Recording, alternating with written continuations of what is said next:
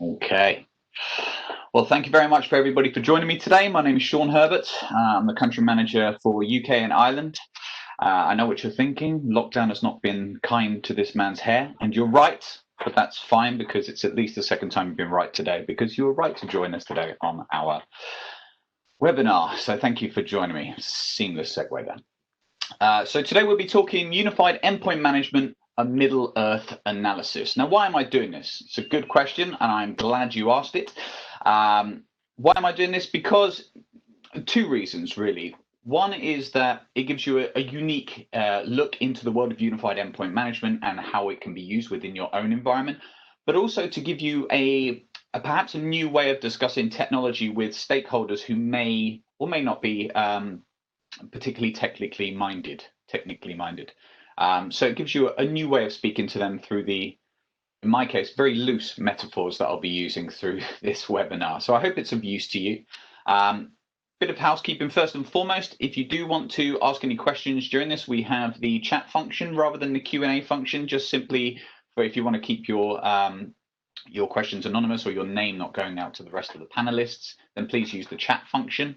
And address that to the panelists or the panelists rather than just the host, if you would.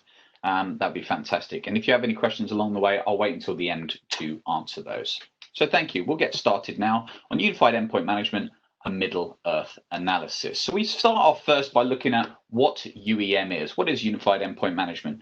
Well, it's simply the concept of controlling all of your IT environment, regardless of its format, its location, its OS, whatever it may well be, all from one central platform. So it's the consolidation of a number of different, perhaps disparate tools that you might have in your endpoint environment, bringing those together to more efficiently and effectively control the endpoints, whether in the office or, as may be the more prevalent case these days, when working from home. But we're going to use this metaphor-driven approach to talking about UEM. The first step we have to do is really meet the fellowship, and that's what we will do. So first and foremost, we have to look at, well, we need to look at looking, frankly. The first step to being able to understand what's in your environment and be able to control that is through inventory. So being able to understand what's out there. And who better embodies inventory than the elf that can see for miles and miles and be able to have more of a vision over their environment than anybody else in the group. So of course, Legolas is going to be our inventory for today. But going a step further than that, what other tools would you find within UEM or the abilities that you can use within them? Now, system building is a key part of that. The ability to provision operating systems, applications, be able to do a full system build within that. Now, in high fantasy, of course, we know the greatest builders in terms of race are the dwarves, which is why we're going to bring Gimli along for the ride as well to represent system building, him and his axe. Who else? Who else should we get into the fellowship? Well, we need that stalwart hero, that classic hero that we always like to see within high fantasy. In this case, representing patch management, which I foresee as the hero within the endpoint management side of things, which is why we're going to have Aragon represented by patch management, the king of all. I'm a big advocate for patch management. So who else within our environment? Well, there are some that we perhaps bring along who serve a certain purpose, but in all intents and purposes might end up a little bit dead along the road, which I think really embodies antivirus within this space. Perhaps not within all traditional UEM platforms, but as I say, UEM are a mixture of different tools along the way. And not specifically just a core set that you would deal with. So in this case, we're going to have Boromir representing antivirus for us. Who else? Who else have we got? Well, we need to look at automation. Automation, I think, is key within unified endpoint management, also a key part of the Barramundi product, so certainly. And I, much like everybody, has always referred to automation as the magic of the IT world, which is why it's pertinent that we have Gandalf there representing automation, of course. So Gandalf the Grey will be joining us along the way. But it's all well and good having your tool sets that you have in place and a vast mix of them. But if you don't have people there, the ultimate heroes of the story, who are able to use them to their best purposes in order to achieve those goals, then you won't get anywhere. And in that case, we're talking about the IT team, who will today be represented by our hobbits. That's not to suggest that IT teams are made up of small, hungry, hairy-footed people. That's not what I'm saying at all.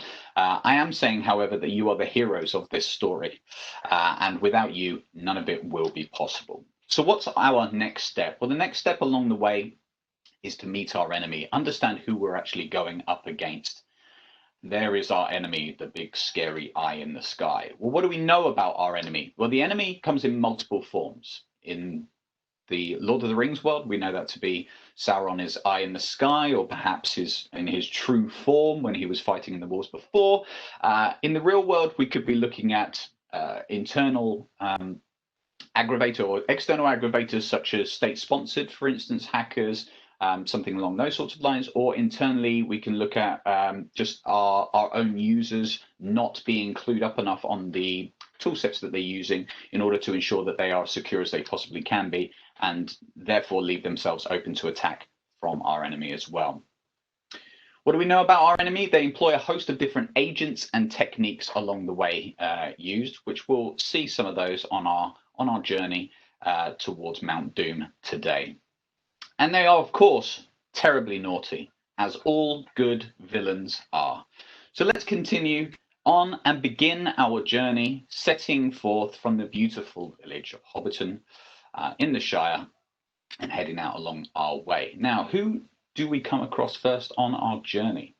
Well, we come across something that I think has been more and more prevalent in recent years, what has traditionally been thought of from a hardware point of view and now more looked at from a software angle is Shadow IT, today represented by the Nazgul or the Black Riders.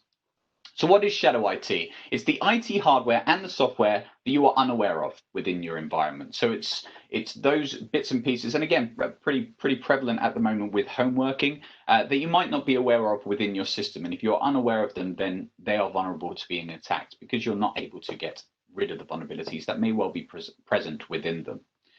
It makes being secure completely impossible, frankly. If you don't know what's out there in the first place, there's no way that you can secure that. So you are leaving holes within your environment. So the reduction of Shadow IT and its complete elimination would be the best thing to do. And it is hard to get rid of without the right weapons in your cache. So what do we do?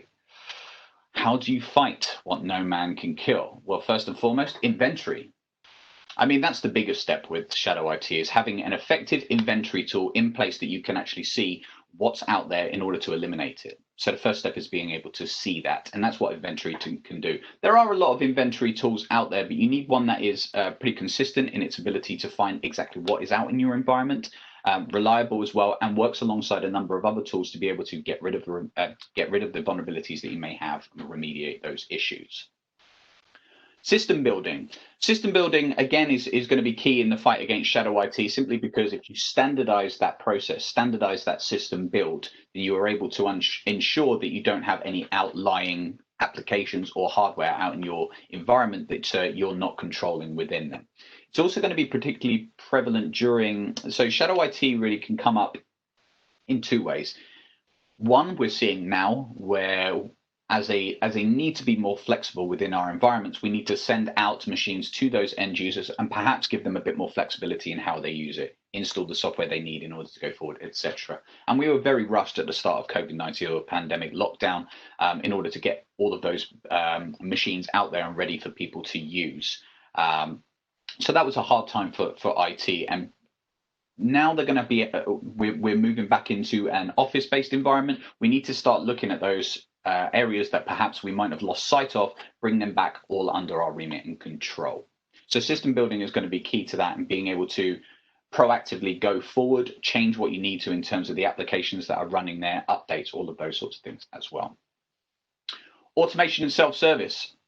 Now, one of the key issues that we had with Shadow IT, certainly for COVID-19, but it's not a new issue, is local admin rights. Now, local admin rights a lot of the time are taken away by IT teams because they understand that control over your own environment is key to being able to secure it. However, when you need to be more flexible and you need to have the ability to get the piece of software that they need in, and you don't have the correct tools that you can push them out with, giving people local admin rights is something that you can resort back to. However, if you have a good set of tools in place, you can utilize things such as automation and self-service. Self-service, for instance, if you had an app store that you could control, or a kiosk that you could control what jobs are placed in there, you can allow your end users and empower them to be able to have choice, much in the same way that they did when they had local admin rights, without rescinding control over those endpoints as well. So automation and self-service is going to be key within the fight against shadow IT. And of course, the IT team themselves. As I say, all of these tools are there to help you in order to get back on top of those. And the processes and the work that you undertake within the IT team are equally as important, if not more important, than the tool set that you have alongside them. So ensuring that the IT team regularly is able to audit your environment to make sure you're on top of everything and be able to react to any issues that you may face from a shadow IT point of view is going to be key in being able to ensure that you can kill or fight what no man can kill, and eventually kill him without trying to be too morbid. Okay, so as we defeat this enemy and we're able to move on down the rocky road to Mordor, we may encounter more enemies along the way. Now, this one you do have to give me a bit of leeway with, because I did call this a Middle-earth analysis, not a Lord of the Rings analysis. So I'm allowed to go between films. And that's why we've brought Smaug in this case, to represent ransomware. So what is ransomware? It's the tool of someone looking to profit in financial gain, much as Smaug did along the way. Look at all that shiny gold there. So yeah, it's a tool that somebody's using to make money, frankly. And it's effectively can destroy everything that you have within your environment, whether through complete encryption or some other virus that they might undertake as part of the ransomware action. So it's a tool that can effectively destroy everything that you have, and it exploits a known vulnerability in the system. And that's a key point as well. A lot of these big ransomware attacks, or the big attacks as a whole in terms of vulnerabilities and remediation and all of that side of things, they tend to come from vulnerabilities that we have known about for some time. A key example of that is the old favorite WannaCry, where the original vulnerability was actually found in March of that year. April of that year, we knew about the shadow brokers releasing the exploit, the Eternal Blue exploits for the WannaCry as well. And then it wasn't until May of that year, 2 months after the vulnerability and its patch had been released, that WannaCry, the large attack, happened, and that affected quite a few endpoints worldwide. But that was 2 months of having a Microsoft patch that could have been deployed to fight that. So how do we fight ransomware? Well, there's a number of ways. Patch management, of course, got to get Aragorn in there to fight Smaug in this mixed metaphor world that we're going to be going into at the moment. But patch management is going to be key within the fight against ransomware, getting rid of all of those vulnerabilities that you have as quick as possible. I am a huge advocate for patch management over everything else. If you take away local admin rights and you use patch management effectively, you are around 90% of the way there when it comes to endpoint security. If you don't do patch management and you have these all singing, all dancing tools around it, you're effectively putting CCTV cameras on your house, barring up the windows, but leaving the front door open with the key inside. So patch management is key in the fight against ransomware. Antivirus has its place, as all things do. Antivirus, of course, is reactive to blacklists. So there are other things that you are able to use that are slightly better than Boromir along the way as well. Think of application whitelisting, for instance, as one of those. Vulnerability scanning and active maintenance on vulnerability scanning and patch management. All of those sorts of things can be a damn sight better than antivirus can be. A lot of the time nowadays, antivirus is that tick box within IT compliance that we need to have, but you can do so much better. And of course, the IT team. IT team needs to be aware of what vulnerabilities are out there, and past that, it shouldn't just be the vulnerabilities. It should also be keeping an eye on the news and understanding what is going on within the IT world from a vulnerability point of view. Case in point was the shadow brokers releasing all of their vulnerabilities. So that, again, was a trigger point for people to be able to jump off of. So the IT team are going to be key here. Patch management as well should never be a fully automated system, in my opinion. There should always be manual intervention within it. You can automate certain parts of that process, whether it's the download of content and pushing out to to endpoints, but from a testing environment, for instance, you need to be able to understand how well it performs within the test environment before you deploy it out to the live environment. And that is a manual intervention at this point in time. And then you'll be able to destroy it. Oh, Paul Boromir. I think I've been so hard on him on this. But yeah, so that's ransomware. So we continue on, and we have fought and destroyed the next enemy. And we continue on the road to come across our next one. Now, this one's an interesting one for me. It was one that was new. I came across certainly within the past couple of years and started to discuss more and more with my clients is complexity within their environment.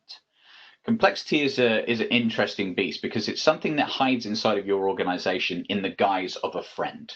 So you have a lot of people who might brag about the fact that their environment is more complex than somebody else's. And I'm not saying that all systems are simple, but complexity for the sake of complexity is a double-edged sword. And it has two sides to it, one good, one bad. Much in the same way as Smeagol does here, or Gollum, whichever side you're going to be looking at that time. And also, once you overcome complexity, be sure that it doesn't creep back in. You see how I've played this into the whole Gollum storyline? Be sure that it doesn't creep back in. And again, a case in point of this, and Shadow IT and complexity kind of go hand in hand with this as well. A lot of businesses grow either organically or through the buying of other businesses and moving forward. When you do that, you're bringing in two new systems together, two systems completely different in together, because every IT environment is a fingerprint of the business within it, or that it is within.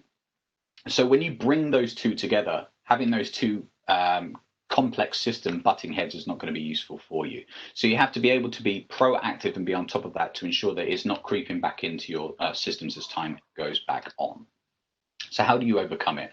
Inventory, understanding what's in your environment and being able to say what needs to connect to how many versions of Adobe Reader do you need running in your environment realistically? Yeah, all of those sorts of things that you can keep an eye on with a good inventory tool is going to be key to overcoming needless complexity. And I'm not saying, as again, complexity is completely a bad thing. Over complexity is, however. System building, again, standardization of that system build is going to ensure that you don't have to have weird and wonderful scripts running all over the place in order to make sure that everything meshes together. Patch management, again, ensuring that your vulnerabilities are patched. If you do have to have lots of different versions of, let's say, Adobe, for instance, then just ensure that all of the correct patches are going out to all of those versions as well. Automation is going to be key in that side of things as well, and having scripts that build around your installs. So one of the things that we find with complexity is that a lot of places might have custom software or perhaps dated software that doesn't have any native installer within that. That's where automation can come into play here, especially from a software deployment side of things. If it's something that is a manual process that you're having to undertake every single time, mistakes are going to happen along the way. If you can automate that process and have that process being duplicated across every single install in exactly the same way, again, that takes away the problems that you may come across with regard to complexity. And of course, the IT team are going to be key in this as well. Only have to think about when Frodo stood at the ledge at Mount Doom. He failed, and it was without Samwise there with him, then he never would have succeeded in his task. The IT team need to be there together alongside all of these tool sets to be able to ensure that complexity does not creep back in your system, and you can just throw it off the ledge into fiery hot magma. Yes, so that is complexity. So what can we conclude from this? Well, UEM isn't just a single tool, it's a team working seamlessly together. A number of different tool sets that complement each other and are actually truly integrated. So that's something you really want to keep your eye on when it comes to UEM solutions. Single pane of glass a lot of the time doesn't really mean an integrated system. Sometimes it could be disparate products with a single pane of glass over the top, bringing them together, which can cause problems in itself. So when you look at UEM tools, look at ones that have been developed over time to work alongside each other. And Barramundi is a key example of where that happens as well within the tool set. It's also a tool to work with your IT team not replace them. I can't stress that enough. Especially automation, which people do get a little worried about. Automation is going to take over jobs, etc., etc. The way I see it, automation is there to get rid of the everyday mundane tasks that you're having to do, whether it's software deployment, all those sorts of bits and bobs that you do within your team. Automation begets innovation, because if you can take away the mundane and use those brains that you have within your IT team for more innovative tasks, then you're able to innovate within your environment and be able to ensure that you're on top of the harder things and let the easy, everyday, repeatable tasks be handled from the automation side of things. And also remember, we can do so much better than Boromir. And what I mean by that is antivirus is not the be all end all, and it's certainly got it's certainly not as good as what you can get out in the IT world nowadays in terms of a product point of view. There are things that are a lot more secure that you can use alongside them, and just because there's a compliance tick box within the business to have one, that shouldn't be the only thing that you have in place. And if you remember only one thing from this slide today, it is this: one does not simply control one's endpoint environment. Well, unless one has UEM, then sure. That's what I want to take away from this. See, I use Boromir quite often in this, and I still give him quite a lot of flack. So thank you very much. Now I will invite any questions that you may have, and I will happily attempt to answer them coherently. We also have Andreas Moser with us here today. If there's anything that is too technical beyond me, Andy will jump in and save my skin, won't you, Andy? Hi, you folks. This is Andy. Well, I'm head of team consulting and pre-sales here in Germany, and I collected a couple of questions. They sent it to us. Mm-hmm. One of them is, do you not feel the consolidation of too many tools creates a jack of all trades product which can continue to innovate in its modules? But can't continue to innovate in its. Yeah, I think that's a key point to make. Consolidation of tool sets is great in terms of time saving, those sorts of things, as long as the tool sets work very, very well together and they fall within a topic, a specific topic. If you start trying to do absolutely everything and consolidating all tools, unified endpoint management, ITSM, endpoint security, everything all under one roof, you start then splitting your development team thinner and thinner and thinner. So it's worth, whilst I say consolidation is good, it's worth looking at a number of consolidated tools rather than one size for every single tool that you've got in your environment, certainly. So I agree with that, yes. Yes. Next question. How can automation best be used in endpoint management of vulnerabilities?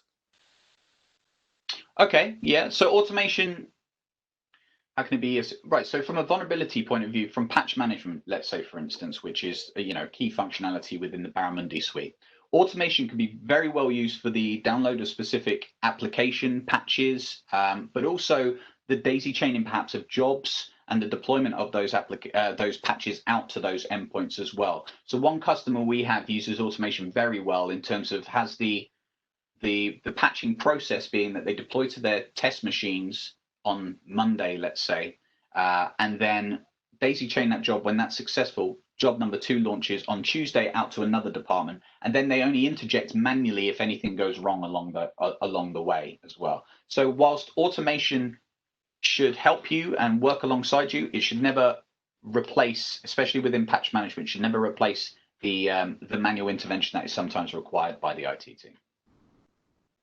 Do you agree with that, Andy, or would you add to that? Nothing. That's right. You're a great colleague here. Thanks, Andy. Thanks, Andy. I needed that today. And if you need a job, I would hire you as a consultant. Thanks. Too. I appreciate it.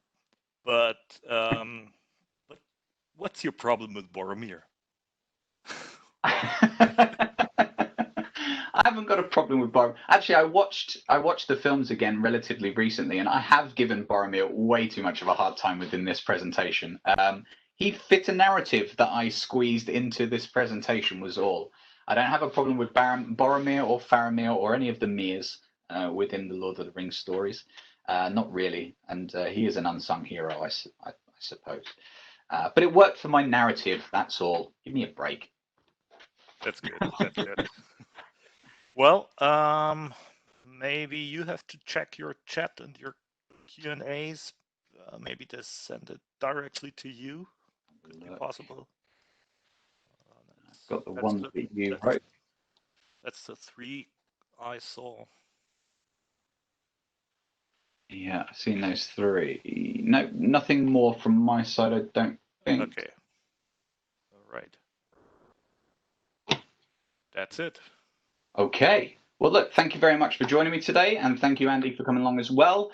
If you have any questions, my details are there on screen. Feel free to reach out to me. I'm more than happy to speak about not only this presentation, but anything you want to know around the UEM side of things. If you want to talk about our product set as well, or if you'd like a full demonstration of the product set, we can, of course, sort that out for you as well. So thank you again for your time. I hope it was useful, and I hope to hear from you soon. Thank you.